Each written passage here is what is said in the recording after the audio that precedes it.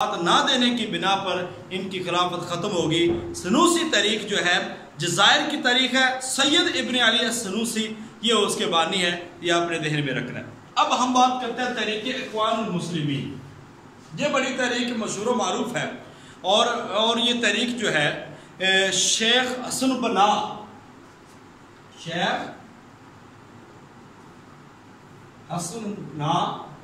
یہ اس کی تحریک ہے۔ یہ تحریک اخوان المسلمین، ٹھیک ہے، یہ 1928 قاہرہ میں اس کی بنیاد رکھی۔ اچھا، اس میں دو باتیں آتی ہیں، ایک 1928 کا بھی ہے اور ایک 1929 کا بھی ہے۔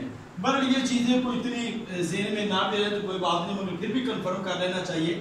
قاہرہ کے اندر اس کی بنیاد رکھی گئی ہے۔ قاہرہ مصر کا دارالحکومت ہے، قاہرہ مصر کا دارالحکومت ہے، قاہرہ کے اندر اس کی بنیاد رکھی گئی ہے اور اقتصادی اور سیاسی لحاظ سے انہوں نے لوگوں کی رہنمائی کا بیڑا اٹھایا تھا۔ تو حسن البنا جو ہے یہ پیدا ہوئے ہیں 1906 عیسوی کے اندر پیدا ہوئے ہیں اور 1949 کو شہید کر دیے گئے۔ 1949 کو شہید کر دیے گئے یہ جو بانی تھے ان کے۔ اب یہی وہ تحریک ہے اصل میں ترکی مصر میں آزادی حسن البنا میدان میں آئے تھے، اور یہ وہ تحریک ہے جس کی اندر زنانہ یعنی کہ جو تعداد ہے وہ بہت زیادہ تھی۔ جنگ فلسطین میں 1948 میں جب ہوئی ہے عرب اسرائیل جنگ، اس کے اندر بھی جو ہے نا بہت زیادہ حصہ لیا تھا مصر کی اسی فوجوں نے۔ 23 جولائی جمال عبد الناصر نے جب 23 جولائی جمال عبد الناصر نے انقلاب لا کر لادینی ریاست قائم کر دی۔ اب یہ دسمبر 1953 کی بات ہے۔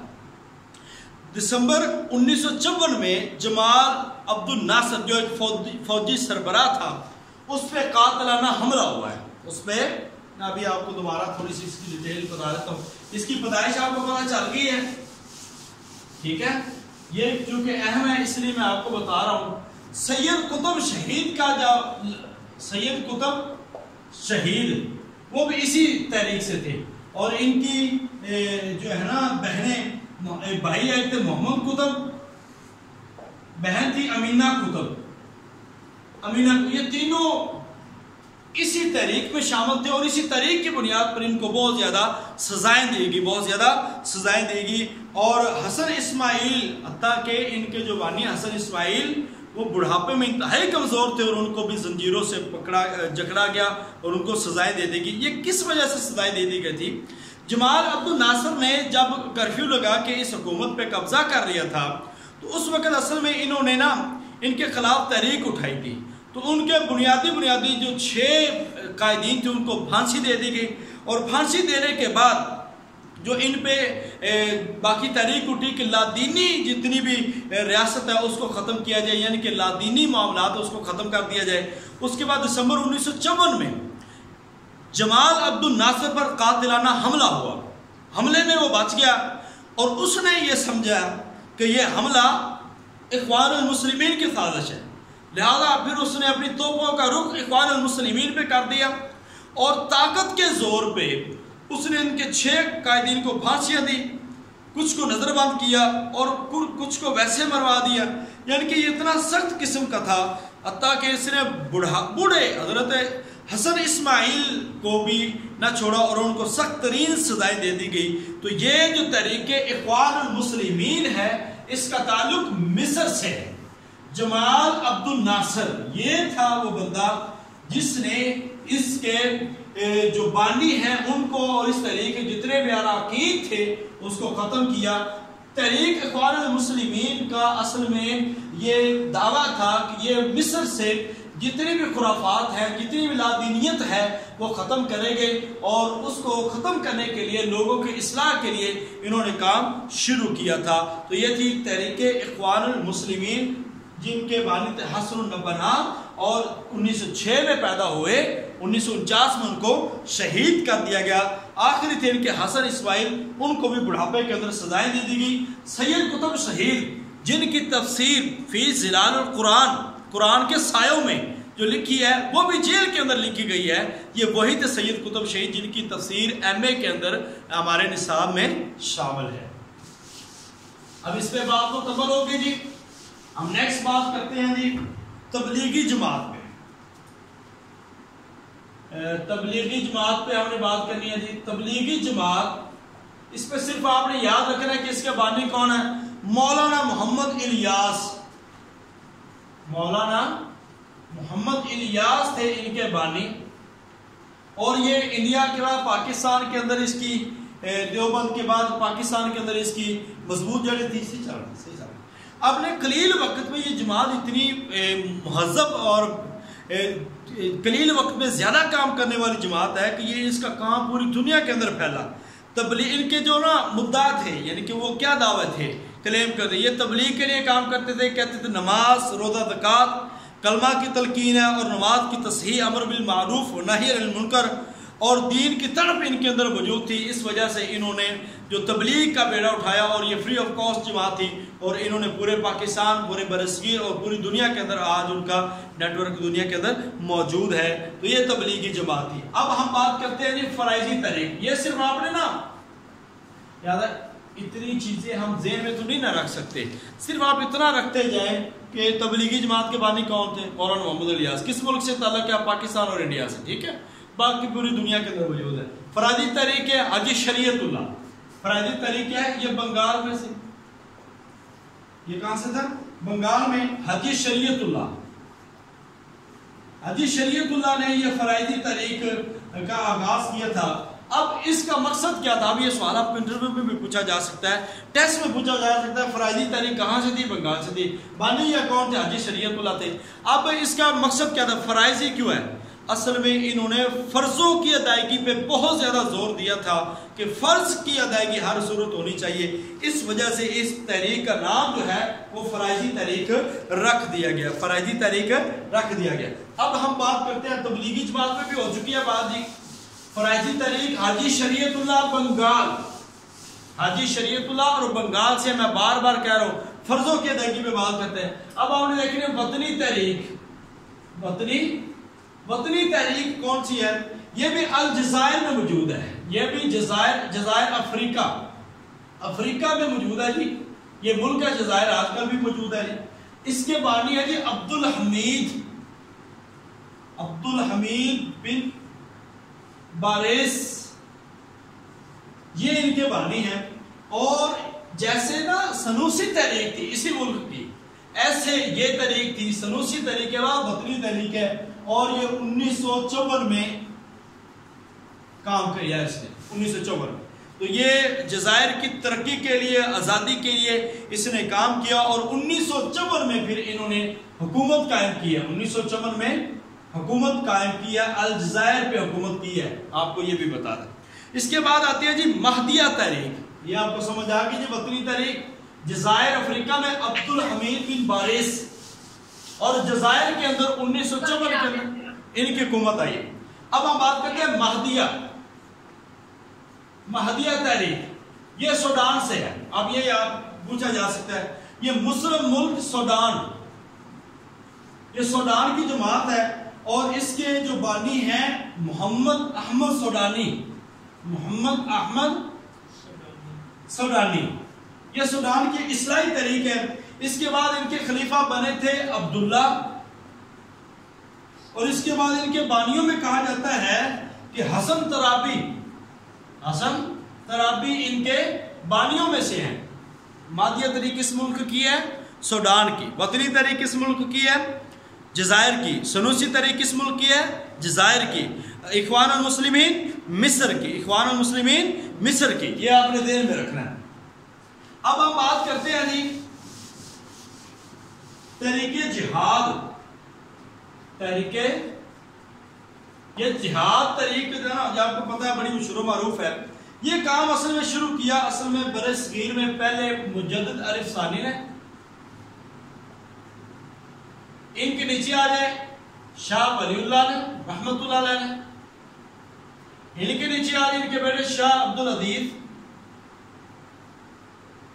ان کے نیچے آ جائے شاہ اسماعیل.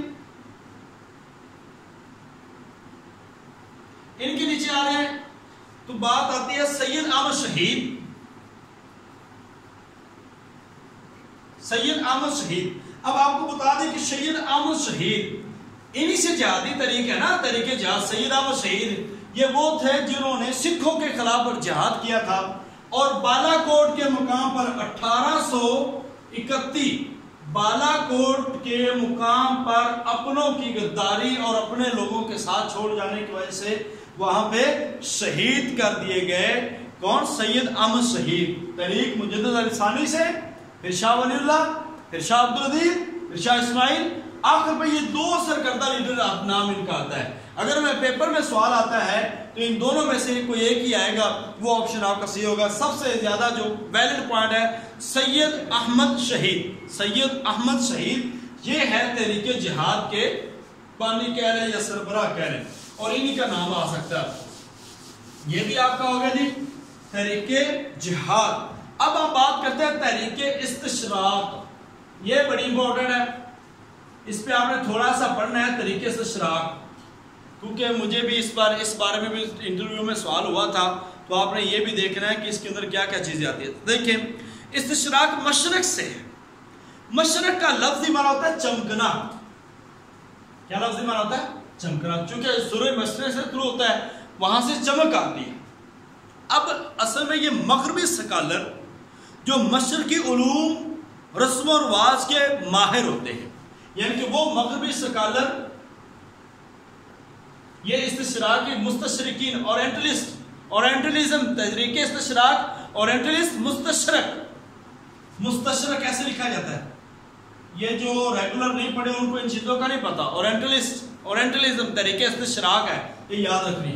وہ مغربی سکالرز جو مشرقی علوم رسم و رواج کے ماہر یا مطالعہ کرتے ہیں، ان کو ہم کہتے ہیں مستشرق اس کو ہم کہتے ہیں.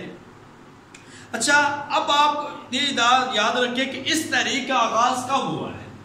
7ویں صدی میں. آغاز کب ہوا ہے؟ 7ویں صدی میں اس کا آغاز ہوا ہے. اور آغاز کرنے والا کون ہے؟ جان آف دمشق. جان آف دمشق اس نے آغاز کیا جی تحریک استشراق کا. اور باقاعدہ طور پر جو اس کا آغاز ہوا ہے نا، وہ صلیبی جنگوں کے بعد، کروسیڈ صلیبی جنگوں کے بعد اس کا آغاز ہوا ہے. صلیبی جنگوں کے بعد. اب اس کے بانی جو تھے نا فرانس کے سلوسٹری یہ کہا جاتا ہے یہ ان کے کیا تھے؟ بانی تھے. اس تحریک کے بانی سمجھے جاتے ہیں. پہلی کانفرنس، یہ چیزیں یاد رکھنی ہے، پہلی کانفرنس کب ہوئی ہے؟ 1873 کو پیرس کے اندر، پیرس فرانس کے اندر ان کی جو پہلی کانفرنس ہوئی ہے پیرس کے اندر، یہ آپ نے یاد رکھنی ہے.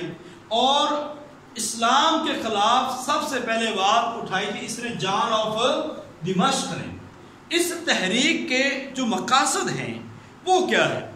اس تحریک کے مقاصد ہے مسلم علماء سے دنیا کو بدزن کرنا، دین سے لوگوں کو بدزن کرنا، مسلمانوں کی دنیا کے اندر ایک غلط تصویر پیش کرنا، اور مسلمانوں کی جو ہسٹری ہے اس کو مسخ کرنا، مسخ کر کے لوگوں کے سامنے پیش کرنا، اور کتاب و سنت کی اشاعت کو روکنے کی کوشش کرنا، اور کتاب و سنت کے مفاہیم کو، ترجمہ القرآن کو غلط ثابت کرنا، اور تہذیب اسلامی کے خلاف لوگوں کو اکسانا کہ یہ ظلم و زیادتی کی تحریک ہے. ایسے ہی یہ جو عورتیں جو ملین مارچ ہوتا ہے یہ والے، اور اس کے ساتھ ساتھ باقی بہت سارے ایسے معاملات جو آج نبی پاک صلی اللہ علیہ وسلم کے ازدواج پہ اور آقا علیہ السلام کی جو تدوین حدیث ہے، یعنی کہ تدوین حدیث پہ جو آج بہت زیادہ اعتراض آیا ہے، وہ یہی اعتراض کرتے ہیں لوگ تحریک استشراق والے کہ یہ تو 300 سال بعد کام ہوا ہے، اس میں تو اتنی لوگ. اب آپ کے ان کے پوائنٹ اتنے ویلڈ ہیں، اور ایک جو پڑھا لکھا بھی بندہ نا وہ ایک دفعہ کنفیوز ہو جاتا ہے کہ یار واقعہ یہ تو صحیح لگتا ہے.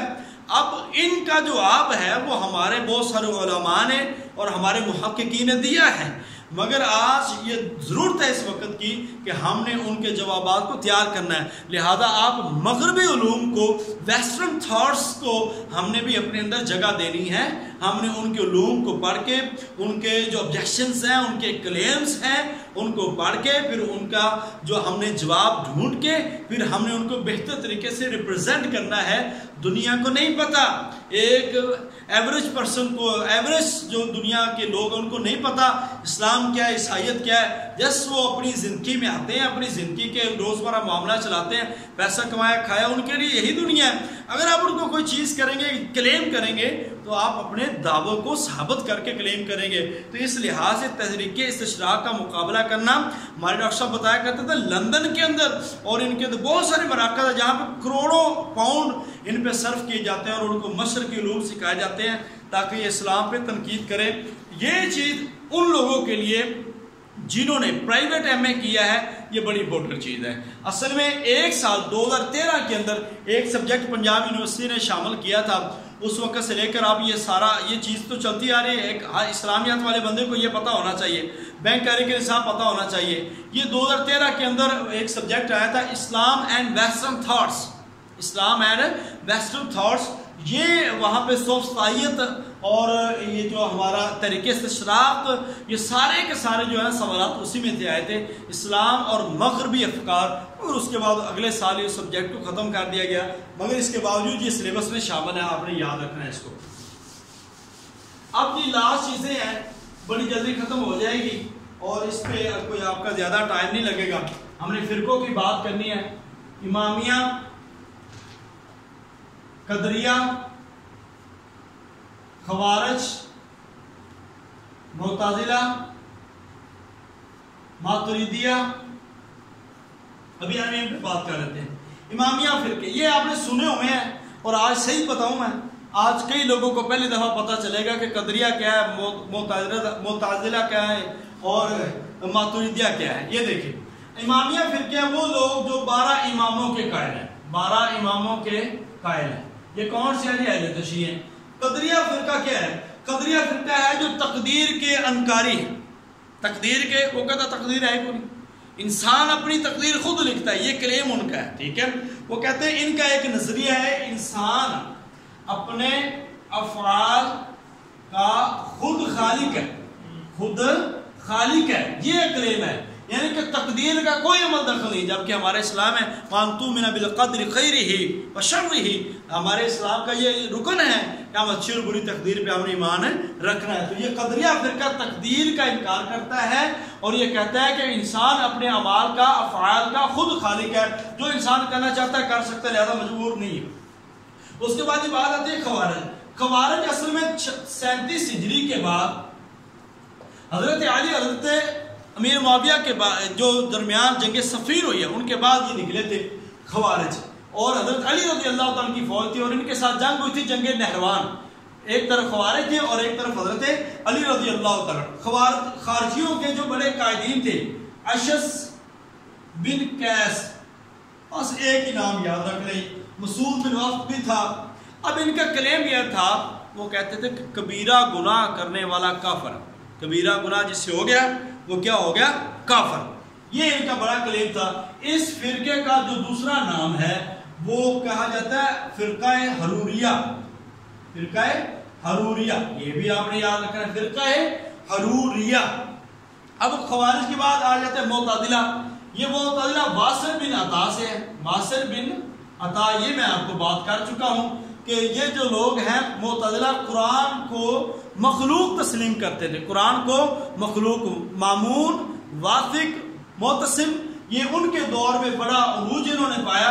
امام احمد بن حنبل انہی کے خلاف تھے اور واصل بن عطا تھا جس نے امام حسن بصری سے اختلاف کر کے اعتزل ان الگ ہو گئے اور وہاں سے اختلاف کیا تھا.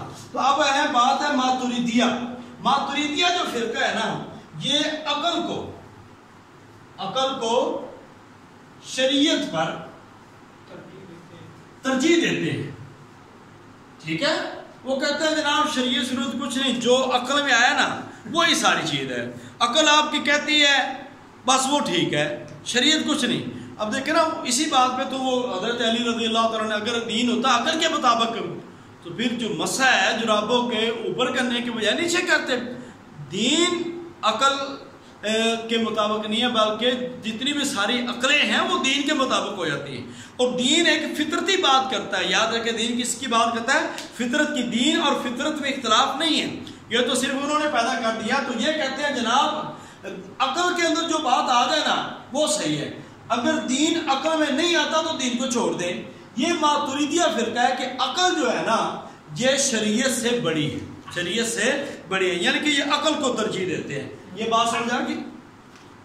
امامیہ بارہ اماموں کے قائل، قدریہ تقدیر کے انکاری، انسان اپنے اعمال کا خود خالق. اب یہ آپ کو نا فلسفہ کا جو سوال اسلام اور فلسفہ آتا ہے اس میں یہ آپ کو قول دے دیتے ہیں اور وہ کہتے ہیں کہ یہ کس کا قول ہے. تو یہ پوچھا جا سکتا ہے. تو آپ نے فرقہ قدریہ، خوارج 37 ہجری کے بعد اشعث بن قیس بانی تھے، گناہ کبیرہ کا مرتکب کافر ہے. فرقہ حروریہ اس کا دوسرا نام ہے.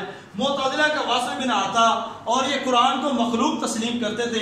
امام احمد بن حنبل کو انہوں نے صدائیں دلوائی تھی، مامون واثق اور اس کے ساتھ ساتھ جو ہے معتصم، انہوں نے ان کو صدائیں دی تھی. متوکل مسلم. ماتریدیہ جو ہے یہ عقل کو شریعت پر ترجیح دیتے ہیں. اب آخری 2-3 باتیں رہ گئی، وہ سن کے انشاءاللہ تعالی ہماری آج کی جو کلاس ہے وہ ہماری وائنڈ اپ ہو جائے گی اور آج ہمارا دعوت و ارشاد کا جو پیپر ہے وہ کمپلیٹ ہو جائے گا. اب فرقہ جہمیہ، ایک یہ ہم نے ڈسکس کرنا ہے، مرجیہ یہ ہم نے ڈسکس کرنا ہے، اور معتزلہ ہو گیا، اور روافض رافضی. یہ بات آج انشاءاللہ تعالی اسی سے مکمل ہو جائے گی. اب فرقہ جو جہمیہ ہے یہ 2 صدی ہجری میں آیا ہے. ہشام بن عبد الملک کا دور تھا، ہشام بن عبد الملک کا دور ہے، اور جہم بن صفوان ہے. جہم بن صفوان یہ فرقہ جہمیہ کے یہ بانی تھے. اصل میں یہ جو جہمیہ نا جہم بن صفوان یہ ارسطو سے متاثر تھا، یہ ارسطو سے متاثر تھا. آپ کو پتا ارسطو بڑا فلسفی تھا اور یونانی ایتھنز کا رہنے والا، افلاطون کا شاگرد. یہ بڑے فلسفی تھے اور انہوں نے بڑی گھومن گیریا، ایجوکیشن میں دیکھیں، اسلام میں دیکھیں، باقی چیزوں میں دیکھیں، انگلش میں دیکھیں، ہر جگہ پہ یہی ہے. فلسفی میں دیکھیں، ظاہری بات ہے یونانی فلسفہ اس وقت دنیا پہ چھایا ہوا تھا.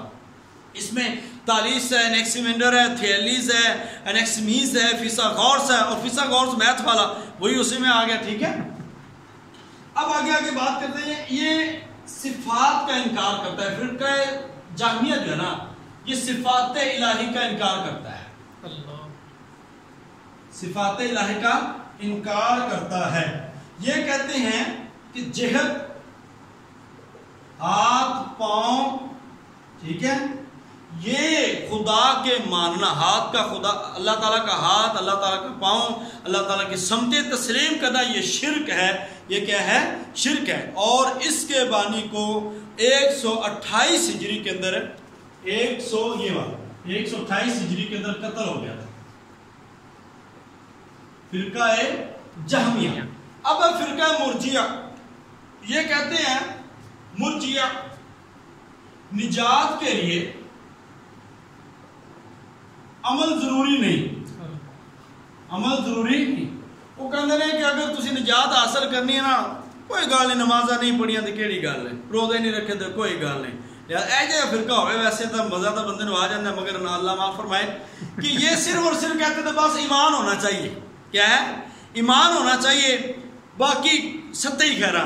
ٹھیک ہے، جہنم میں نہیں جا سکتے اگر ایمان ہے. تو یہ فرقہ جو ہے نا بدکاری اور بد کرداری، یہ کہتے تھے کہ اگر انسان بد کردار ہے یا بدکار ہے، ان دونوں چیزوں سے ان کا ایمان میں کوئی فرق نہیں آتا. ایمان میں کوئی فرق نہیں آتا. یعنی وہ کہتے تھے کہ یہ انسان کی ضرورتیں ہیں، لہذا اس سے ایمان کا کم ہونے کا یا بڑھنے کا تعلق ہی نہیں ہے. لہذا یہ کیا کہتے تھے مرجیہ کہ نجات کے لیے عمل صالح ضروری نہیں ہے. قرآن کیا کہتا ہے؟ والعصر ان الانسان لفی خسر الا الذین آمنوا، وہ لوگ جو ایمان لائے، وعملوا الصالحات، اور جنہوں نے نیک اعمال کیے، وتواصوا بالحق وتواصوا بالصبر. ایمان جہاں پہ ضروری ہے وہاں عمل صالح بھی ضروری ہے. تو مرجیہ اس کا انکار کرتے تھے. اور روافض آخر میں ہے، یہ غالی فرقہ تھا، غالی فرقہ. اور غالی فرقہ انتہائی متشدد فرقہ، یہ رافضی اس کو ہم اس لیے کہتے ہیں.